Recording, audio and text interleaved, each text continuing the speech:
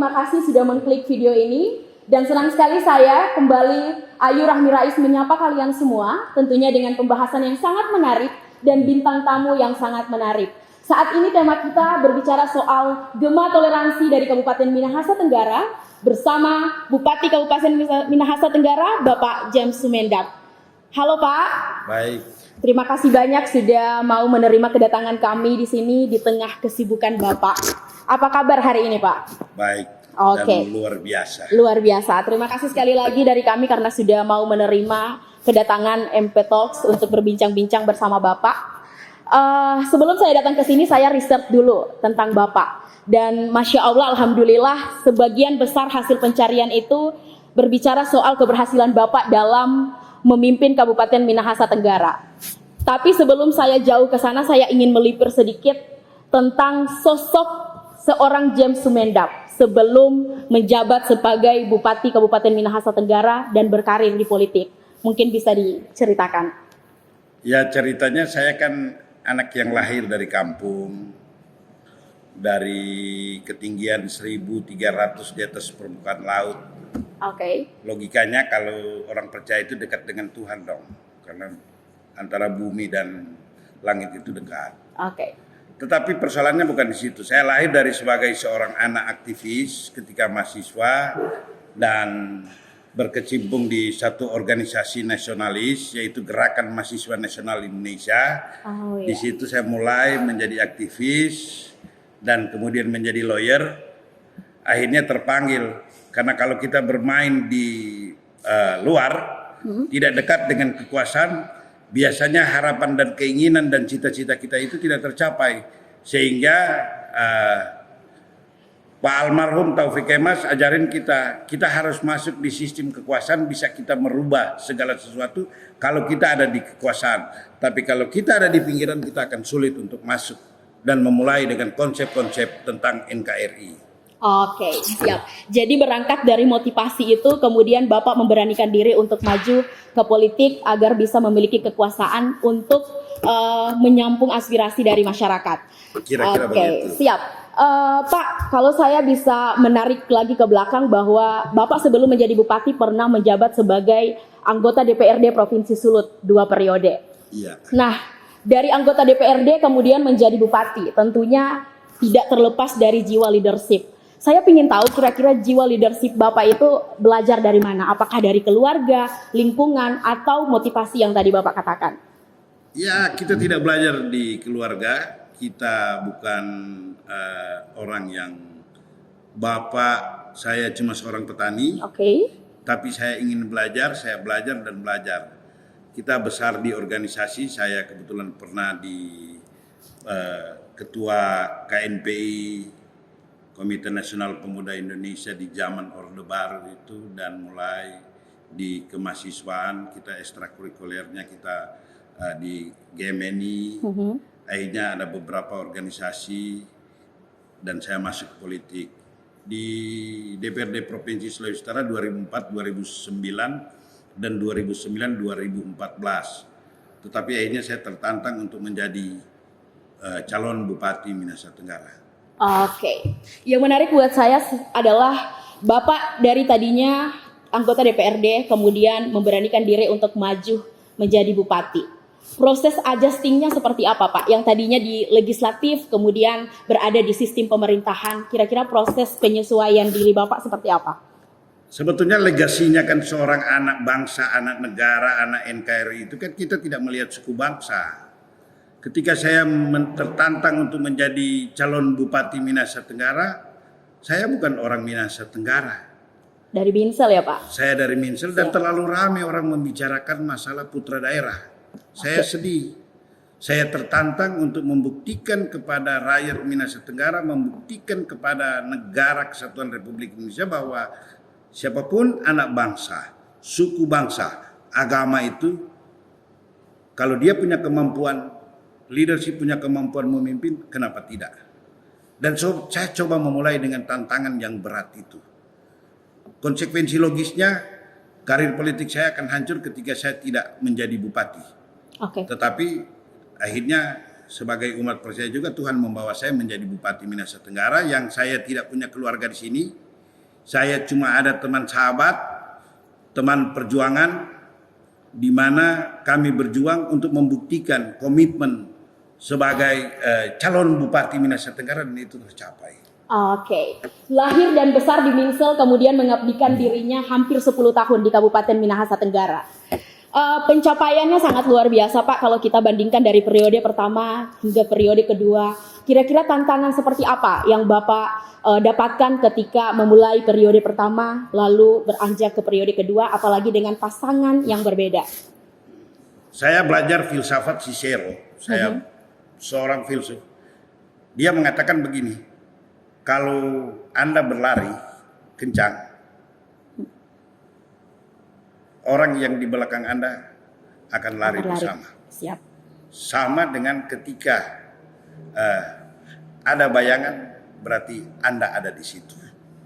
Oleh karena itu, pengalaman itu saya berusaha untuk merubah mindset kinerja daripada ASN yang ada di Kabupaten Minahasa Tenggara. Akhirnya itu tercapai, dan cuma satu, kalau prestasi-prestasi ini saya sampaikan, saya tidak bermimpi untuk jadi calon presiden dan wakil presiden. Saya orang kampung di Minahasa Selatan yang besar dan juga jadi Bupati Minahasa Tenggara, tetapi ada komitmen pemerintah. Saya yakin waktu itu ketika jadi bupati itu, contoh paling mudah, kenapa orang bank tidak ada korupsi? Kenapa di beberapa industri itu tidak ada korupsi? Ternyata sistem. Sistem.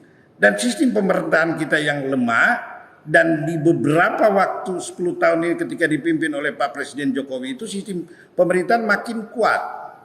Makin kuat sehingga kalau itu kita terapkan, kalau itu kita ikuti, saya punya keyakinan bahwa prestasi kerja, kemampuan dari seorang ASN itu bisa dilakukan. Tetapi yang pertama yang dilakukan mindset dulu kan, mereka harus berlari bersama dengan saya. Itu motivasi saya. Sistem pemerintahan seperti apa yang Bapak jalankan di Kabupaten Minahasa Tenggara? Tegas. Tegas itu hal yang paling utama, harus tegas. Nah, saya jadi Bupati Minahasa Tenggara, saya bukan imam, saya bukan pendeta di sini. Siap. Saya jadi pemimpin.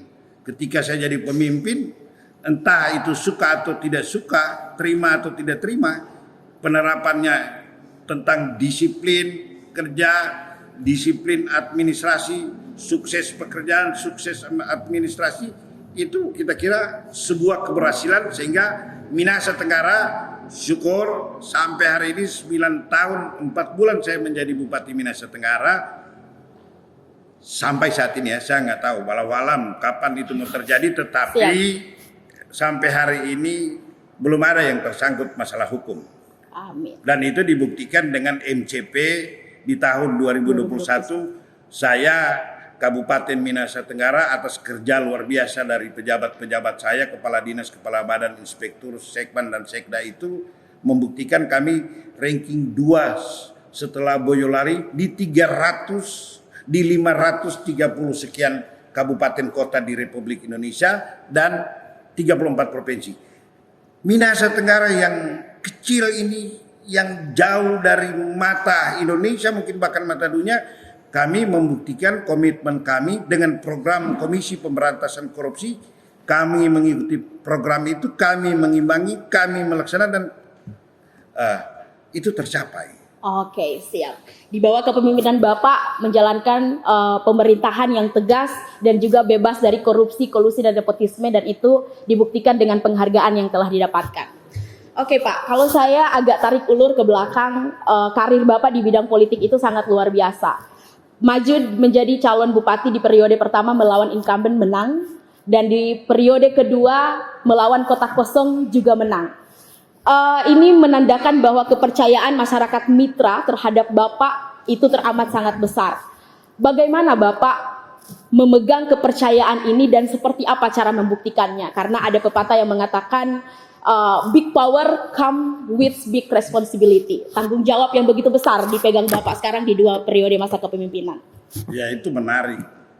Ketika jadi Bupati Minahasa Tenggara kan komitmen saya jelas. Saya ingin membangun Minahasa Tenggara. Ketika masih aktivis, ada sesuatu yang ingin mau disampaikan, kadangkala tidak sampai. Nah, ketika jadi Bupati Minahasa Tenggara itu terlaksana semua. Dan itu kepercayaan, membangun kepercayaan rakyat itu bukan sekedar apa yang secara seremonial apa yang kamu lakukan. Ya, saya juga tidak pernah bermimpi berkeinginan untuk jadi Bupati Minahasa Tenggara. Cuma karena tertantang akhirnya menjadi Bupati Minahasa Tenggara. Berkaitan dengan istilah kota kosong itu. Saya juga waktu itu berharap kepada Tuhan karena saya orang yang suka menantang. Ada lawan. Tapi ternyata waktu pertarungan itu lawan masih memperhitungkan. Saya kaget juga. Loh kenapa ini tidak ada berani yang mau calon mau lawan saya? Ternyata jawabannya karena mereka sudah tahu akan kalah menang. Kalau menghadap James Siap. Gitu. Dan Tuhan masih menghendaki Bapak Nah, dua periode. itu yang paling Siap. penting. Saya juga kalau teman-teman waktu tim sukses tanya, Pak gimana Pak? Ya kita kerja aja. Kalau Tuhan sudah tidak mengizinkan saya jadi bupati, berarti sudah sampai di situ. Karena saya tidak pernah bermimpi lebih. Karena ini periodik. 5 tahun jadi bupati dan tidak lagi dipercaya rakyat. Ya itu apapun itu ya kita harus terima. Oke. Menerima apapun keputusan termasuk tanggung jawab yang besar sekarang masih menjabat sebagai pemerintah bupati di Kabupaten Minahasa Tenggara. Pak, 2 tahun menjadi Bupati Minahasa Tenggara, kira-kira dari progres pembangunan apa yang sudah dilakukan untuk masyarakat Minahasa Tenggara? Mungkin dari segi pembangunannya, pemerintahannya, apa bedanya dari periode pertama sampai ke periode kedua? Filosofi dasar kan karena saya besar di organisasi Gerakan Mahasiswa Nasional Indonesia dan kebetulan saya ketua alumninya, pejuang pemikir pejuang. Jadi apa yang saya akan pikirkan dan saya akan berjuang untuk lakukan sesuatu. Dan berkaitan dengan infrastruktur, saya target periode pertama itu infrastruktur dasar itu dibangun. Iya. Jalan, jembatan, penghubung antara desa. Dulu di Kabupaten Minahasa Tenggara ini 5 tahun lalu itu 10 tahun lalu itu di sini ada namanya Desa Pedalaman. Iya. Dan itu semua akses kita buka, kita fasilitasi semua supaya masyarakat dari sisi ekonomi dia bisa bergerak, jalan-jalan perkebunan kita bangun supaya ekonomi bisa bergerak, akses di kampung kita bangun supaya nanti aktivitas masyarakat dia mau ke masjid, mau ke gereja, mau kemanapun dalam aktivitas mereka, dalam kegiatan sosial dan kehidupan sehari-hari mereka dapat menikmati. Dan itu semua tercapai semua target kita. Dan lebih menarik lagi ternyata dana desa juga sangat membantu. Dulu program saya 1 miliar tiap desa. 1 miliar. Sebelum ada undang-undang desa keluar berkaitan dengan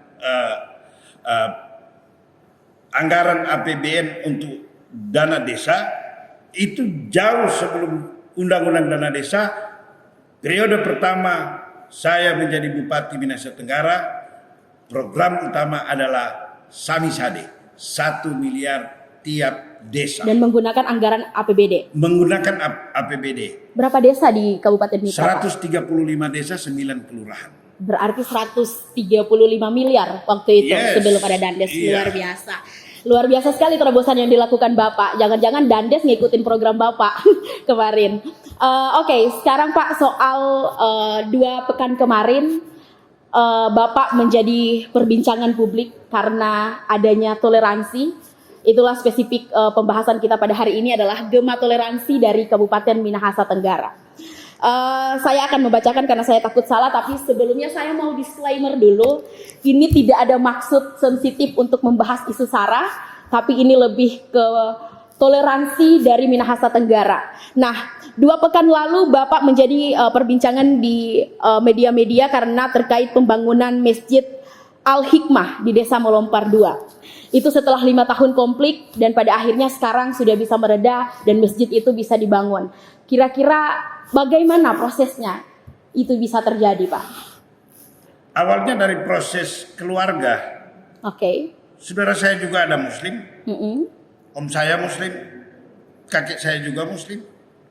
Tapi dari dasar pemikiran itu, karena faham saya nasionalis, ajaran Bung Karno, saya tidak ada urusan dengan Anda agama apa, Anda suku apa, selama Anda dalam bingkai negara kesatuan Republik Indonesia, itu pemahaman saya.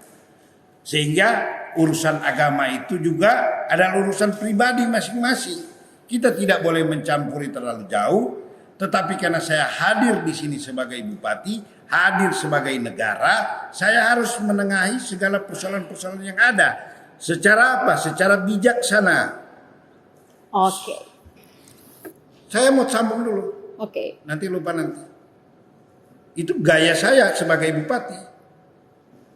Ya, saya tidak kelihatan pendeta. Saya tidak kelihatan imam. Tapi inilah yang dibutuhkan seseorang pemimpin itu kan bagaimana dia mengimplementasikan semua yang diharapkan rakyat. Itu yang paling utama.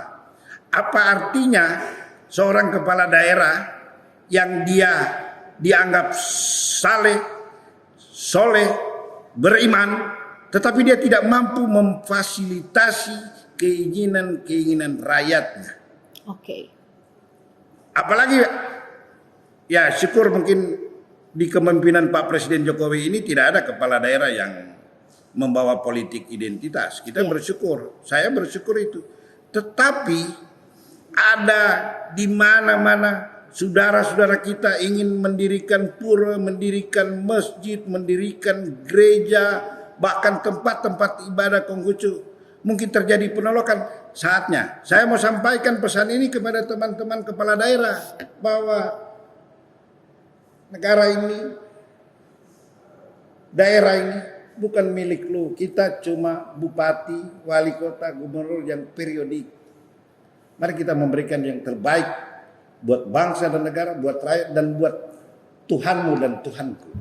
Oke, siap. Memimpin tanpa mengintervensi sebuah keyakinan, karena kalau keyakinan itu adalah urusan vertikal kita sama yang di atas, sementara persoalan pemilihan itu tinggal tergantung kita saja. Pak, saya mau bacakan data dari Badan Pusat Statistik pada tahun 2021, penduduk muslim di Minahasa Tenggara itu persentasenya 17,92%. Angka ini mungkin jauh di bawah penganut agama lainnya, katakanlah Protestan, Katolik dan lain sebagainya. Tapi sampai dengan saat ini Minahasa Tenggara itu bisa dikatakan menjadi daerah yang rukun, damai, aman, tentram, nyaman bagi seluruh penduduknya. Kira-kira seperti apa gaya Bapak untuk mengumpulkan semua ini agar bisa sama-sama saling menerima dan toleransi satu sama lain? Jadi kalau suku besar ya, kita bicara suku dulu. Suku di Minahasa Tenggara itu ada 3 suku. Oke. Saya selalu sampaikan kepada rakyat saya, di sini ada suku Tonsawang, ada suku Pasan, ada suku Penosakan. Mereka baik-baik kan? Berarti kan sejak moyang kita ada di sini, kami sudah baik-baikan. Dan setelah agama ada, dibuktikan juga tetap baik-baikan semua. Kenapa urusan orang mau ibadah kita mesti larang? Kenapa urusan orang untuk mendirikan satu rumah ibadah harus menjadi persoalan yang rumit dan sulit? Karena bagi saya selalu menyampaikan kepada seluruh pejabat saya, mulai dari kepala desa, lurah itu, menyampaikan bahwa hal yang paling utama adalah menghargai perbedaan. Karena itu adalah roh dari persatuan. Oke. Hargai perbedaan karena itu adalah roh dari persatuan. Oke. Sekarang kita akan lebih spesifik lagi Pak tentang Bapak sudah menjadi bupati 2 periode. Kira-kira saya ingin tahu sinergitas dan gaya komunikasi seperti apa yang Bapak bangun, entah dengan internalnya Bapak atau dengan pemerintah tetangga seperti Minsel, Boltim, atau bahkan pemerintah provinsi dan juga pemerintah pusat untuk mensukseskan program-program yang ada di Kabupaten Minahasa Tenggara sendiri. Itu cikal bakal saya kan tidak bermimpi jadi pejabat, makanya saya nggak cocok jadi pejabat. Karena pejabat yang ada sekarang kan sama dengan ya kita jajahan Belanda. Saya mau katakan juga tidak semua juga ternyata harus seperti itu. Bupati mesti harus rambut pendek dan itu karena apa? Ya selama saya tidak pernah ditegur oleh menteri dan Pak Gubernur, ya enjoy itu kan diri saya. Yang saya buktikan adalah kerja saya, membangun hubungan sinergitas dengan kepala-kepala daerah itu yang paling utama. Karena pengalaman saya menjadi bupati, karena kolega juga, karena pertemanan. Jadi saya harus membangun komunikasi sinergitas antara kepala-kepala daerah, apakah itu tetangga, kita urus perbatasan antara Minahasa dan Minahasa Tenggara, kita urus perbatasan antara Boltim dan Mitra, dan kemudian Minahasa Selatan. Itu yang kita bangun, dan membangun kerjasama dengan daerah-daerah yang mempunyai potensi untuk pengembangan di Kabupaten Minahasa Tenggara. Kalau di Minahasa Tenggara sendiri potensinya apa Pak? Kalau Kita- dari sisi ekonomi? Dari sisi ekonomi, potensi kita kan tanaman keras, yaitu kelapa. Oke. Itu komoditi utama kelapa, dan juga komoditi cengkeh, walaupun harganya sudah mulai meredup harganya, tapi sekarang mulai bagus. Dan juga ada pertambangan, kita punya pertambangan emas, dan primadona kita juga, kita ada perikanan, Oke. perikanan, dan juga memang kalau swasembada beras, sebetulnya Minahasa Tenggara swasembada beras, karena kita juga masih ada sawah yang luas juga di Kabupaten Minahasa Tenggara.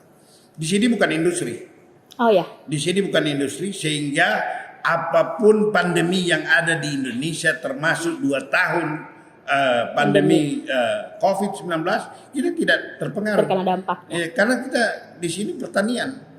Semakin ada masalah, ada perang Ukraina, kopra naik. Siap. Ya, jadi tidak masalah, emas naik. Nah, jadi kita kira di sini konsekuensi logis dari sebuah daerah mau maju itu tergantung jadi rakyatnya. Kalau rakyatnya juga rajin, kalau kita rajin, Anda rajin, dan siapapun rajin, kita pasti tidak akan ketinggalan dengan daerah lain. Oke.